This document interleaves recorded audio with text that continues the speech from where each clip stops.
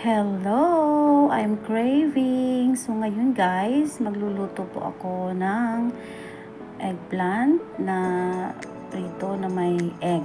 Ayan. So ang ginawa ko po dyan, binoil ko muna yung eggplant. And then, nung naluto na siya, so na-smash ko po siya gamit ang isang fork. And then, tinimplahan ko lang po yan ng asin at saka black pepper. So, after that, nag-prepare po ako ng dalawang itlog. Ayan. So, ang dalawang itlog, tinimplahan ko din po siya ng salt. Yes. And then, nag-add din po ako dyan ng pepper.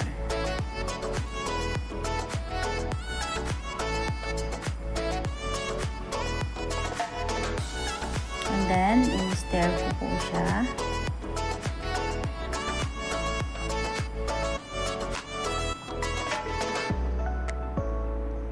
At saka ko po nilagay yung eggplant.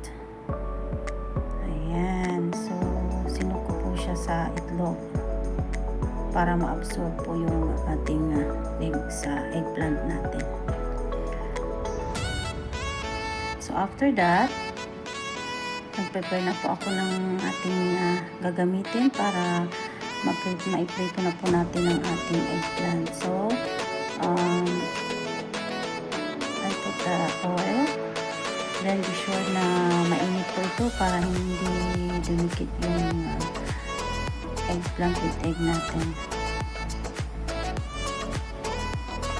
So, after that, nung mainit na po yung ating kawali, inilagay na po natin ang ating eggplant and egg. So, hintayin lang po natin na maluto po yung side niya. And then, once na nag-brown na siya, then saka po natin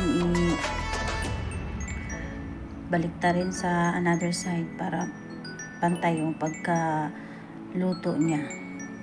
Ayan, so gutom na po ako dyan. Excited na akong kumain kasi late na po yung kain natin dyan. So, ayan, so biniligtad na po natin ang one side niya. Ayan, hintayin po natin na maluto siya. Ayan. So, makikita nyo po, ayan, yung kulay ng eggplant natin. So, it looks yummy. Ayan, naluto na po siya. Yummy, yummy. Kain tayo, guys. Thank you for watching.